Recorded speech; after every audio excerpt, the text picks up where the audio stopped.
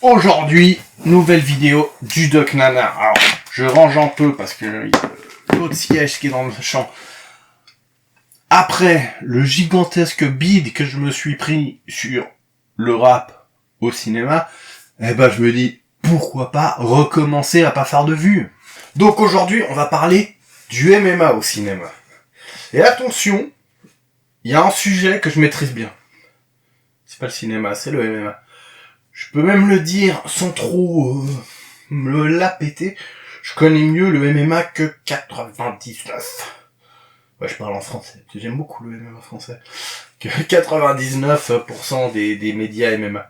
En gros, à part ceux où c'est vraiment des combattants qui parlent, moi je suis un geek du MMA, vous vous rendez pas compte. Hein. Et on va parler de ce sujet, le MMA au cinéma, le MMA, ce nouveau sport à la mode, le nouveau sport qui fait le buzz sur Twitter. Alors le MMA, pour ceux qui ne connaissent pas du tout le sujet. Donc MMA c'est pour Mixed Martial Arts. Par exemple les Québécois, eux disent AMM, tu vois, parce qu'ils aiment pas utiliser le franglais, alors que ces enculés de Québécois, ils utilisent tout le temps le franglais. Tu regardes partout, c'est écrit en anglais. Tu mettais le guide de TSN, c'est écrit Toronto contre Winnipeg. Tu venais ici, pis tu as parlé en anglais, ils ont jamais cru en nous. Mais tu sais quoi, man? Gardez-le, votre anglais! Et donc, le MMA pour Mixed Martial Arts, c'est la forme ultime, si on aime ça, des sports de combat. C'est le sport de combat, en réalité, le plus permissif au monde et le moins codifié. Alors le MMA a évolué avec le temps, il s'appelait même pas MMA au début, le MMA ça arrive quand même bien après, et donc surtout pour les États-Unis, le MMA c'était au tout début du style contre style, pour savoir qui avait l'art martial le plus efficace, le plus dangereux, le plus violent, et contre toute attente, c'était des Brésiliens en kimono. Et aujourd'hui, maintenant qu'on pense le MMA, c'est un sport à part entière, en style de combat à part entière, même s'il y a ce côté un peu bizarre que c'est toujours quand même des gros spécialistes qui sont au top actuellement. Hein. Je vais essayer quand même de suivre mon texte et pas de faire trop de parties en couille. Alors, j'ai une théorie débile autour du MMA au cinéma. Soit elle est débile, soit c'est la plus grande théorie autour du cinéma d'arts martiaux de l'histoire. Le premier film sur le MMA, et je dois l'avoir dans le coin. Bon, petit cut. Bon, ce film, on va pas en parler ce mois, qui sera sûrement 2 mois même, autour du MMA au cinéma, parce que Hulk Hogan, il mérite un peu son mois. Les films de merde avec des catcheurs, il y en a eu assez pour qu'il ait eu aussi son mois. Cadence de combat, pourquoi c'est le premier film autour du MMA? Alors évidemment, c'est un film sur le catch, mais comme ils font genre le catch, c'est pas scénarisé comme différence de The Wrestler par exemple, les combats sont vendus comme étant réels. Et surtout, pourquoi Cadence de combat est le premier film sur le MMA au monde, c'est par rapport à son titre original. No Holds Barred, si je prononce bien. Et le No Holds Barred Fight, NHB Fight, c'est le premier nom, je crois. Ouais, non, je pense que c'est vraiment le premier nom. J'hésite toujours avec Free Fight, mais je crois que Free Fight c'est quand même plus un nom européen, bizarrement, alors que c'est anglais. C'est le premier nom du MMA aux États-Unis, le NHB Fight. Donc, contre toute attente, le premier film autour du MMA, c'est un film avec Hulk Hogan et c'est un nanar. Bon, après parler du MMA, on va commencer un peu à parler des films, hein. C'est pas une vidéo sur le MMA en soi, malgré que je suis un putain de fan avec un t-shirt du Pride 1, ok. Donc on va parler des films qui parlent de MMA. Et on va commencer par les bons films. Les bons films qui est le bon film. Parce que concrètement aujourd'hui il y a eu que The Warrior. Alors The Warrior, c'est un film avec Tom Hardy, qui est un acteur, moi je suis un grand fan de Tom Hardy. Alors, pour vous le situer dans la carrière de Tom Hardy, c'est après Inception, que j'ai pas vu, eh oui, et c'est après Bronson, mais c'est avant Batman. Et c'est un film qui est putain de bien noté sur IMDb, j'étais sur le cul. Et Tom Hardy, en faisant ce film, va tomber amoureux, peut-être pas forcément du MMA, mais du grappling, du jiu-jitsu brésilien. Et aujourd'hui, Tom Hardy, il en a assez bon niveau. Genre, il fait des compètes et il les gagne, il est genre ceinture bleue et tout. Ouais, ça en fait un peu un guerrier. Alors qu'avant, c'était une vraie baltringue. Dans le film Warrior, il y a aussi Nick Nolte, qui joue le papa, le vieux père. Alors bon, Nick Nolte, acteur assez mythique, il a joué avec plusieurs gros noms. Et c'est pour ça que c'est cool que je sois pas au milieu du champ, parce qu'on va mettre des petites images de trucs de Nick Nolte. Et le dernier acteur principal, c'est Joel Edgerton, qui a joué dans des Star Wars, qui a joué dans le Gatsby le Magnifique avec DiCaprio, et qui a aussi joué dans un autre film du réalisateur de Warrior que j'ai pas noté son nom. Jean! Elle a un flingue! Bon, truc un peu marrant autour du film The Warrior, bon, vous n'allez pas non plus vous chier dessus de rire, hein. C'est que c'est un film de tournoi, un peu comme Bloodsport. Et je suis cinéphile, je connais des films de ouf. Bloodsport. Qui n'a jamais cité, qui n'a jamais fait de vidéo sur Bloodsport. Donc c'est un tournoi de MMA, je veux pas vous le raconter, Warrior, regardez-le si ça vous intéresse, vous allez passer un assez bon moment sans vous prendre la claque de votre vie. Donc c'est un tournoi, et il y a un truc un peu par rapport au réel, c'est que le méchant, sans être un méchant réellement dans le film, c'est un Russe invaincu qui est donc une parodie en quelque sorte de Fedor. Et Fedor est joué par Kurt Angle, le héros américain, le médaillé d'or olympique en lutte à Atlanta, si je dis pas de conneries, j'ai pas la date en tête par contre. Et surtout, le grand catcheur qu'on connaît tous, qui a joué dans 2-3 merdes après, hein. Il a fait 2-3 séries B pourries, comme tous les catcheurs. C'est quand même assez marrant de voir... c'est quand même assez drôle d'avoir Kurt Angle qui joue Fedor. Et je vous ai dit que c'était pas non plus la vanne du siècle. Hein. Bon, comme je disais, je suis quand même étonné de la note de Warrior sur IMDb. Pour vous dire, je regarde... C'est le 4e meilleur film de Tom Hardy, en égalité avec Mad Max Fury Road. Et moi, Mad Max Fury Road, j'aime beaucoup, très beaucoup. Après, d'un côté, je suis peut-être un peu dur avec, parce que je trouve vraiment... Je crois que, genre sur IMDb, je sais pas, c'est sur 10, il est noté 8.1, 8.4, j'en sais rien. Moi, je pense pas que je lui mets un 6, tu vois. Après, je suis pas étonné non plus, parce que les personnages, ils fonctionnent. Les relations entre les personnages, ça fonctionne. Les buts des personnages, ça fonctionne. C'est un bon film. Regarde, vraiment, c'est un bon film. Et c'est le seul bon film. Le seul vrai truc intéressant autour du MMA. Donc il y a aussi une série autour du MMA. Avec comme personnage principal, je sais pas qui, mais joué par Franck Grillo. Qui joue le rôle de l'entraîneur dans Warrior. Et le combattant un peu connu qui est dans cette série, c'est Joe Daddy Stevenson. Qui avait gagné le TUF 2. Oui, le TUF 2. C'était un assez bon combattant qui a pas été champion au UFC, mais qui était monté jusqu'à la ceinture et qui avait combattu donc BJ Penn. Il avait combattu BJ Penn, il avait perdu contre BJ Penn pour la ceinture. Et il a donné pour moi la photo la plus iconique de l'histoire du MMA, que je mets là, bien évidemment. Blablabla. J'ai écrit comme blague, attention ketchup. Voilà. Alors le 3e c'est Irka. Bon, la série, je peux pas en parler, de toute façon j'ai pas regardé. Mais il y a un autre film que j'ai regardé, c'est Here Come the Boom. Comme la chanson. Alors c'est un prof qui pour sauver son cours de sciences va se mettre au MMA. Parce que on est aux États-Unis mon pote, et si tu veux que ton école elle ait des cours de sciences, faut que ton prof il aille se taper dans une cage, parce que mon gars, ici, t'as un cancer, tu crèves comme une merde. C'est les États-Unis, on aime ça. Oui, je suis extrêmement capitaliste. Mon rêve, c'est de vivre aux États-Unis, parce que la sécu, c'est nul. Je sais pas pourquoi je prends une voix de geek pour faire le pro-américain, désolé. Comme ça. C'est pas écrit, hein. Sauf que bon, le problème, c'est que autant Tom Hardy et dans l'autre film, tu vois, c'est des mecs, ils ressemblent à des combattants, tu vois, ils sont balèzes. Là, le prof, c'est Kevin James. C'est un peu rigolo parce qu'il est gros. Bah, là, je me moque un peu. Bon, c'est pas super drôle, mais ça passe. Puis pour les fans de MMA, il y a Bas Rutten. Et pour les hétérosexuels, il y a Salma Hayek. Vous pouvez aimer les deux. Niveau guest, par contre, dans ce film, c'est pas trop des combattants, c'est plutôt des gens autour du MMA, genre il y a Joe Rogan, il y a des arbitres, je pense qu'il doit y avoir Herb Dean, ou ben le grand arbitre qui est là depuis l'UFC 1, là j'ai oublié son nom.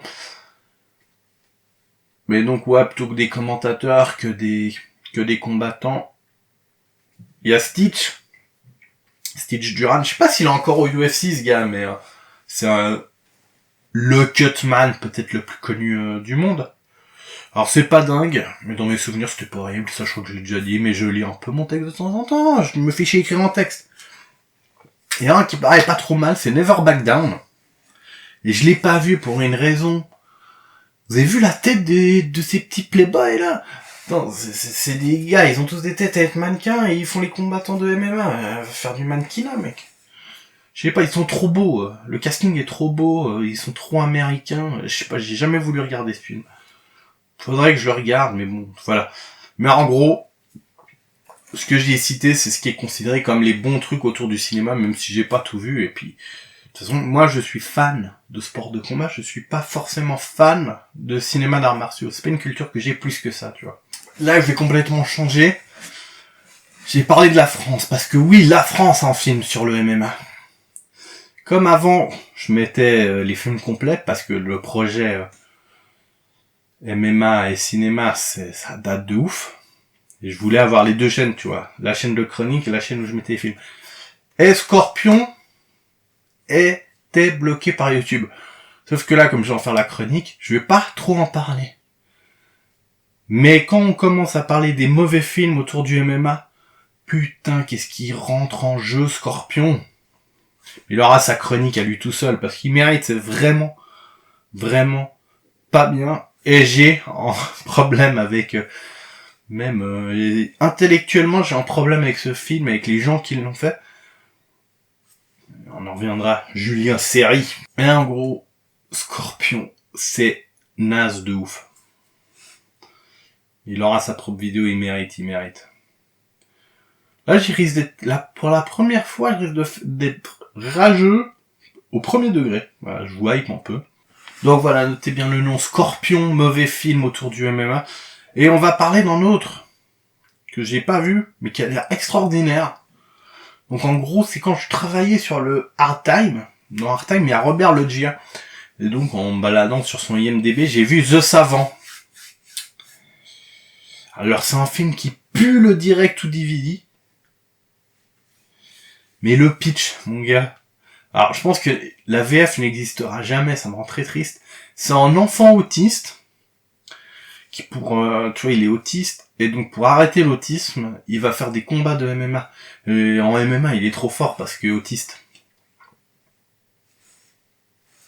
Et il y a Robert Loggia, qui aime jouer dans Scarface, hein. Le film a l'air mauvais. Je suis pas sûr que quand t'as un autisme pour le soigner, il faut que le faire se taper dans une cage. Je suis pas sûr de la solution. Et ça me donne envie de faire des blagues sur la carrière de boxeur de Sardoche. Voilà, c'est à peu près tout ce que m'inspire ce film. Malheureusement, qu'il ne sortira sûrement jamais en français, c'est très dommage. Et il y a aussi, que j'ai découvert il y a pas longtemps, Fight in the Valley, avec Misha Tate. Ouais, moi je la trouve mime, ça, Misha Tate. Hein. Et donc c'est un film avec des meufs qui se bagarrent, c'est un peu Fight dans une allée, quoi. Ça se tape dans des petites ruelles et trucs comme ça. Franchement, ça a l'air naze à fond. C'est aussi... en fait, tu peux le trouver sur YouTube en VO. Ah, il y a Misha Tate, elle est sympa. Il y a Cyborg dedans, il y a un gros cyborg. Mais bon, ça a l'air naze, quoi.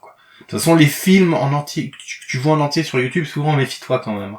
À part si c'est vraiment des vieux classiques du cinéma, c'est souvent de la grosse série B quand même. Mais il y a surtout une partie qui nous intéresse, et qui va aussi avoir leur propre chronique, et je vous hype un peu, c'est les films avec cet enfoiré de Hector Echivarra. Non. Echevarria. Echevarria. Ouais, j'ai dû lire, je regarde, je suis désolé. Et j'apprends pas mon texte par cœur. Je suis une merde.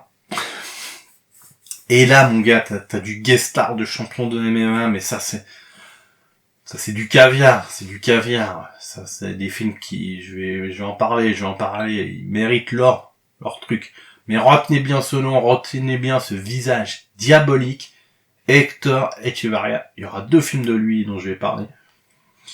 Mais en gros, le film, le mois MMA et cinéma, il va être très long sur 2 mois. C'est pas en mois. C'est très long sur 2 mois, c'est pas en mois. Il y aura peut-être aussi une vidéo bonus où je vais parler des acteurs badass. Parce que dans Scorpion, on va parler de Le Banner. Parce que c'est un film... Je pense que c'est le premier film avec Le Banner. Si je dis pas de conneries. Le Banner que je trouve pas extraordinaire comme acteur, mais qui est pas mauvais non plus. Hein. Après, je pense que Le Banner n'a... Le cinéma français lui a pas donné son rôle encore. Après, le cinéma français... Des gros badass qui ont eu des rôles intéressants, parce qu'il y en a vraiment depuis des années. Il y en a un qui a eu, mais on en parlera dans le top des badass. Là, je pars en impro. Mais il y a un petit cut. Là, je pars en impro. Les combattants de MMA au cinéma, il y en a quand même eu pas mal. On va citer peut-être les principaux et mes préférés. Rampage Jackson. C'est mon combattant préféré. Échec au cinéma, c'est Mr. T dans l'assurance tout risque. Donc Barracuda dans l'assurance tout risque. C'est pour moi c'est mon trash talker préféré de l'histoire des sports de combat. Je le mets même devant Mohamed Ali pour une raison très simple. Mohamed Ali était quand même super méchant, alors que Rampage, il était juste rigolo et sympa. Rampage, il a cette pour moi, il y a une punchline de Hall Carey, le grand fan de MMA, qui avait écrit une chanson sur l'ABS Team, qui était une grosse team de MMA française de l'époque. Qui s'appelle, c'est pas le titre de la chanson, je sais plus le titre de la chanson, mais le refrain c'est Kaira quand faut l'être. La réalité du route, tu te caches et tu traves. But Kaira quand faut l'être, Kaira quand faut l'être, Kaira quand faut l'être, me trahir serait risqué. Et pour moi, ça définit trop bien Rampage Jackson. Parce que Rampage Jackson, c'était un mec qui rigolait, il faisait plein de conneries. Il s'était même fait cancel à cause de cette blague sur cette pauvre journaliste japonaise. Et donc, ouais, je vais laisser ça en fond, c'est rigolo. C'est une agression sexuelle, on est tous d'accord. Mais bon, c'est Rampage, il est rigolo, il fait le chien, c'est Rampage, il est sympa. Et donc, bon après Rampage, il est pas MeToo friendly. Et encore après, il y a des mecs, ils étaient... Gérard Miller, il était censé être MeToo friendly, c'est un violeur, donc faut se méfier des hommes féministes. Enfin, qui se prétendent féministes. Faut toujours demander l'avis des meufs pour savoir si quelqu'un est féministe quand même. Sinon, après tu te retrouves avec des gauchistes violeurs. Et donc Rampage, en charisme, vraiment c'est mon trash talker préféré, trop drôle, super charismatique, super combattant aussi, hyper puissant, j'adore Rampage Jackson. Je vais pas en parler pendant 10 ans. Randy Couture, petite carrière, un peu dégueulasse, mais combattant sympa, le natural Randy Couture. Pas la première, mais qui fait partie des 3 premières stars du UFC, qui avait comme trio de tête, c'était dans la même catégorie, t'avais Randy Couture, l'américain, le héros, le mec sympa, t'avais Chuck Liddell un peu, tu vois, il avait une crête, je pouvais des fois le voir bourré à la télé, il était un peu chelou, qui était Chuck Liddell, qui était il avait un peu ce côté des anciens combattants de MMA, qui était un peu bad boy, un peu bad boy white trash bourré, tu vois. Et Chuck Liddell, je viens d'en parler. Et Tito Ortiz, qui était lui le bad boy un peu latino, mais je trouve qu'il a une tête de blanc, Tito, je trouve pas qu'il a une tête de latino, et qui se tapait l'actrice porno Janet Jameson. Je pense que Tito, en vrai, c'est la première star du MMA. En tout cas, aux États-Unis. Je pense que Tito était la première vraie grosse star. Je pense que le fait qu'il se tape, je crois, c'est pas ma génération, et moi je suis pas un fan de porno forcément, donc j'ai pas une culture porno de ouf.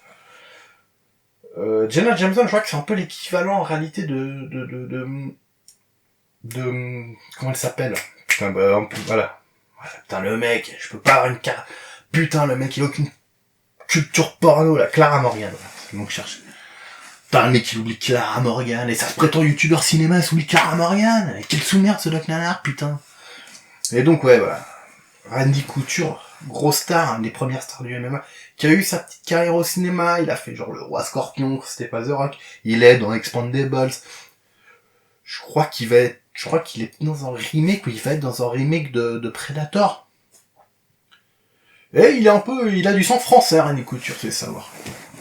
En même temps, son nom de famille, c'est Couture, les mecs. Hein. De qui j'ai parlé? Ah, il y a Conor, il y a un film sur le MMA qui va bientôt sortir, il y aura Conor McGregor dedans. Je me réjouis de voir Conor acteur. Voir ce que ça donne. Le film a l'air un peu naze, malheureusement. Bon, on parlera du cinéma, du MMA au cinéma, pourquoi? Je pense que c'est souvent naze. Il y a qui? Oleg Taktarov, on s'en balèque. Il a joué dans un film, c'est un big name. Oleg, il a pas été, je crois qu'il était champion, il a gagné un tournoi UFC.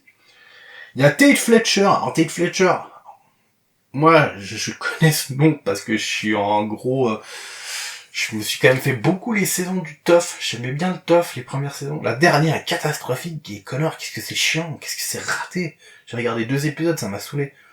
Je suis un peu de la génération télé-réalité. J'ai un côté où moi, j'ai maté de la télé-réalité quand j'étais plus jeune. Et même encore, j'ai maté Frenchy Shore. Ouais, j'ai regardé Frenchy Shore parce que je suis un fan de Jersey Shore. J'ai quand même voulu regarder la version française. Je sais pas, moi je suis pas un Hitler de la télé-réalité. Et donc Tate Fletcher qui avait fait le TUF était dans la team Shamrock contre la team Tito dont j'ai parlé avant. Donc Shamrock il a aussi fait du catch. Il a d'abord fait du MMA après du catch. Mais comme il vient du Japon, le MMA japonais, le catch, c'est un autre délire. Mais ça sera, j'en parlerai un peu dans une autre chronique dans le film que j'ai parlé où il y aura Fred Williamson en plus de combattant de MMA. Oui, beaucoup de hype pour ce mois. Et donc ouais, Fletcher qui était pas un combattant, il a pas fait grand chose en MMA, mais il a fait pas mal de films et tout, on le voit souvent faire des cascades. On l'a vu dans 2-3 films, surtout il monte sa gueule, il a quand même un peu une sacrée tête. Mon apparition préférée par contre dans combattant de MMA, dans un film, non ce n'est pas Cyril Diabaté qui se fait appeler Farid Balayette, c'est Rickson Gracie dans Hulk. Et il met des grosses claques dans sa gueule à Edward Norton pour l'énerver. Parce que s'il y a bien un gars qui a pas peur d'énerver Hulk, c'est Rickson. Aqui, emoção. Fear, no good. So emotion, controle. Movimentando o diafragma.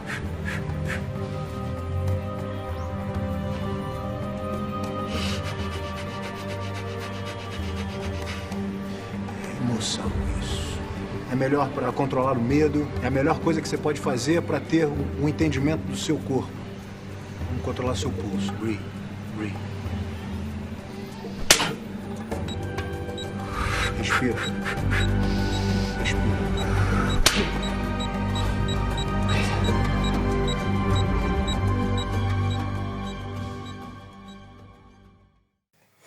Lui, il est vraiment vaincu. Pas comme John Jones, qui s'est fait disqualifier et qui s'est dopé. Sur Rickson, il est sûrement clean, la femme Gracie. Bah oui, bien sûr. Dans le futur. Alors non, d'abord, on va parler de ce que j'ai vu. J'ai regardé un peu la série sur Anderson Silva. Déjà, c'est scandaleux. Il n'y a pas de French Muay Thai teacher. Je suis très déçu. Il n'y a pas de personnage de boxeur. De coach de boxe thaï français. Oui, Anderson Silva, il y a un coach de boxe thaï français qui s'appelle Daniel Voirin, qui est maintenant l'entraîneur du nazi Benoît Saint-Denis. Et donc, série quand même un peu décevante. En fait, ce qui est un peu chiant avec la série d'Anderson Silva, c'est que si tu sais pas que c'est Anderson Silva, ça va, ça passe. Mais si tu connais un peu, en fait, c'est hyper décevant. Parce que, en gros, il y a 5 ou 6 épisodes qui racontent toute la vie d'Anderson. 6 épisodes de 40 minutes. Par exemple, il n'y a pas la shoot box. Tu vois pas Vanderlei, t'as pas Pelé, tu vois, par exemple, il y a toute une histoire avec Anderson Silva, et la shoot box, ils s'étaient embrouillés, fait un peu des histoires de racisme, et Pelé, lui, s'était cassé et tout. Alors, Pelé, c'est pas le footballeur, c'est un autre mec. Mais, donc, oui, pour moi, il y a plein de trucs qui auraient pu être intéressants. Ben, tu vois, le mec, quand même, Anderson, il est passé de la shoot box à la BTT, qui sont 2 équipes ennemies. Ça va, on parle pas du tout dans le film. Bah, le seul combattant, à part les adversaires que tu vois vite fait d'Anderson, le seul combattant qui a un rôle, c'est Minotaur. C'est Nogueira, c'est Big Nog. En vrai, la série, ça passe si tu connais rien d'Anderson et que t'en bats un peu les couilles. Sinon, c'est un peu décevant si t'es fan d'Anderson Silva, quand même. Parce qu'il y a vraiment beaucoup de choses intéressantes à raconter sur ce mec, quoi. Le beef avec Dana White. Oh, de toute façon, tout va trop vite, en fait. C'est ça le problème. Tout va trop vite et ça marche pas. Il y a Frank Gastambide qui va sortir une série. Et oui, après avoir parlé de rap, il va parler de MMA. Il dit, Franck, ça te dirait pas de me donner de l'argent, vu qu'on est potes, vu qu'on a les mêmes passions, on a les mêmes sujets. Moi, j'y crois, sa série à la con de Frank Gastambide. Déjà, je pense que ça a donné, j'espère que ça a rapporté des petits billets à des combattants de MMA qui sont dedans. Donc pour ça, déjà, ça c'est cool. Et Frank Gastambide, c'est un mec... Alors déjà, moi j'ai préféré valider à tout ce qu'il a fait, parce qu'en fait, moi j'ai compris mon problème avec Frank Gastambide, c'est qu'en fait je le trouve pas marrant. C'est ça. C'est-à-dire que moi j'ai un peu kiffé son film en Colombie. J'ai trouvé... C'est un film de plateforme, c'est jamais exceptionnel ces films, c'est une série B sympa. En vrai, c'est ça, hein, les films de plateforme, maintenant c'est les nouvelles séries B, c'est nouveau direct de DVD, hein. C'est en direct ou DVD sympa, hein. J'allais dire Pattaya, non, Colombie, truc. La ville d'Escobar, j'ai oublié. Medellin. Et j'aime bien Ramsey dedans. Moi, je trouve que Ramsey, il joue bien la Kaira agressive et nerveuse. Je trouvais que ça a bien fonctionné. C'est un film qui fonctionne bien. Puis la petite meuf que Frank Gastambide veut se taper, comme dans tous ses films, il se tape toujours. Là, le personnage féminin. Avant, c'était sa meuf. Mais maintenant, je crois qu'il est plus avec. Non, moi, j'ai bien aimé. Oui, c'était juste pour dire, ouais, en plus de Mike Tyson et de Mike Tyson qui, quand même, on est content de le voir. Et Ramsey qui a un rôle sympa. Il y a une meuf bonne. Par contre, Gastambide... Bah, en fait, c'est pas un mauvais acteur, mais moi, je le trouve pas stylé. Pour moi, c'est Bruce Willis sans charisme. Donc, je sais pas. Moi, par exemple, chauve, je suis un peu cool, Franck. Donc, si tu veux un mec pour jouer les héros, un mec un peu drôle, un peu charismatique, qui a un t-shirt du Pride... Enfin, non, t'as pas mon numéro. Clavier. Ouais, bah, écoute, si je trouve du taf grâce à cette vidéo, on y va. Mais moi, ouais, je pense que sa série, ça va être bien, parce que Frank Gastambide, il connaît vraiment les sports de combat, je pense que c'est vraiment un fan. Par contre, j'espère qu'il va pas nous faire une saison, hein, de valider, de quand il fait un truc qui s'est passé, tu sais, il le cite, genre, oh là là, il lui fait une Boubacaris. T'as vu la ref? Oui, on sait que tu connais le rap, Franck, t'es pas obligé de faire ça, c'est insupportable, c'est vraiment... Dans la saison de valider, il y a ça tout le temps, c'est chiant. On va faire ça en famille, comme PNL. Tu as combien sur toi? Quoi? Que 113 €? Comme Rinka... Ferme ta gueule. Arrête. Et j'espère qu'il y aura pas ça dans le film sur les... Mais après, je pense que c'est aussi plus compliqué de faire ça. Quoi? Tu as peur des serpents? Tu ne veux donc pas que je te présente Cyril Diabaté? Oh, tu es juif? Donc ton... comment on dit? Ton chef de la religion, c'est Moïse Rimbaud. Bon, quoique, name drop Moïse Rimbaud, c'est stylé. Parce que les 3/4 des gens qui regarderont cette série sauront pas qui c'est. Que j'ai vu en live, Moïse Rimbaud. Ouais, vrai puriste du MMA. T-shirt du Pride, c'est pas pour faire sans langue. Donc la série sur Anderson, sur Gastambide.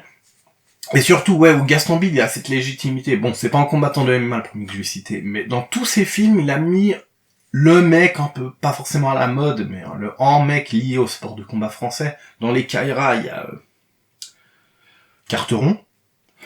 Dans Pattaya, il y a Diabaté. Dans celui qui est pas bien, celui qui est bien, Medellin, il y a Cyril Gann. Dans Taxi, par contre, je sais plus, mais Taxi, j'ai tout fait pour oublier ce film. Et oui, si tu oublies le film Taxi, ça te permet de continuer à apprécier un minimum Franck Gastambide, parce que son taxi est pas très drôle, Franck. C'est ça. Pas très drôle, c'est ça son souci. J'ai 10 minutes encore pour papoter MMA et cinéma. Donc moi je pense que le MMA a fait du mal au cinéma d'arts martiaux. Parce qu'en fait il a montré que les plus efficaces c'était des Brésiliens en kimono, que c'était le sol, et je pense que le sol n'est pas c'est pas très cinématographique. Le JJB, la lutte et tout ça. Le grappling, je pense pas que c'est très cinématographique. Je pense que ça doit être chiant à filmer aussi. C'est pour ça que, un mec qui connaît pas vraiment le MMA, souvent, même s'il a payé son ticket pour aller voir du MMA, va se plaindre de voir des gens au sol. C'est ça, et je pense que c'est ce qu'il y a, tu vois, le karaté n'a plus le même aura à cause du MMA, le kung-fu n'a plus le même aura, le taekwondo n'a plus le même aura, tous ces sports n'ont plus le même aura, le kickboxing aussi. Et donc, voilà, le MMA, pour moi, je pense, ça fait du mal au cinéma d'arts martiaux, parce que le MMA a amené une certaine vérité dans les sports de combat. Qu'on le veuille ou non. Voilà, je vais citer Bruce Lee, sûrement au moins une fois, ou plusieurs fois dans le mois. Bruce Lee, un peu considéré comme l'artiste martial ultime, sauf que tu peux te poser légitimement cette question, parce que le seul mec qui a fait carrière dans le MMA et qui vient du style de Bruce Lee, qui est le Jeet Kune Do, c'est Ben Saunders, qui est aussi un mec du tough. Matt Serra Matthews, avec un vegan. C'est la première fois que j'entends parler de véganisme dans ma vie. C'est le tough, ouais. Ça, c'est pour les mecs qui font les virilistes parce qu'ils aiment pas les véganes, alors que, en vrai, les premiers mecs à parler de véganisme, c'est les mecs de sport de combat. Après, c'est quand même marrant de se moquer des véganes. Qui sont casse-couilles. Et vos pâtisseries, non, elles sont moins bonnes. Fermez votre gueule. Fermez-la. Le beurre, c'est sympa. Demandez à Marlon Brando, blague de cinéphile. Et donc, ouais, je pense que le MMA a fait beaucoup de mal au sport de combat. Et surtout, après, il y a un autre problème dans les films d'arts martiaux, c'est cet enculé de Boyka. Hein. On en parle, c'est débile ces films. Moi, je trouve que c'est too much à mort. Peut-être des gens seront pas d'accord avec moi. Des trucs où le mec il fait des trucs impossibles, je sais pas, je trouve ça con. Et c'est ça le problème, c'est que tu vois, Van Damme, Karateka, il avait un côté où il était beau à voir et crédible. Oui, je vous ai dit, moi j'ai pas de culture sport, j'ai très peu de culture cinéma d'arts martiaux. Mais c'est vrai que Bloodsport, c'est un super film. C'est un peu mon film référence, moi, des films d'arts martiaux. C'est vrai que Van Damme, il a ce côté, il est hyper beau à voir.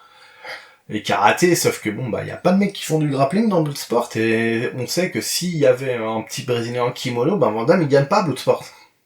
Et je pense que c'est ça qui a, ça a un peu niqué le cinéma d'arts martiaux.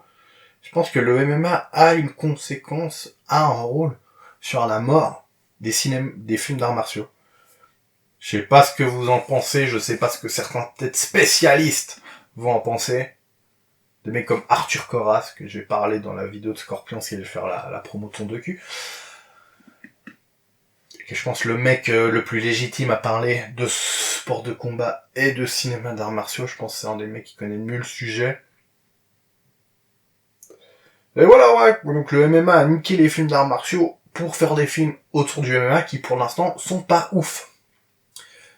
Enfin, on a parlé des biens, les Club The Boom, The Warrior, ça se regarde, mais surtout, bienvenue dans le monde diabolique des nanars autour du MMA. Et il y en a pas qu'un. Et il y en a putain pas que un. Et on se retrouve tout bientôt. C'était la vidéo d'ouverture, qui est très très longue.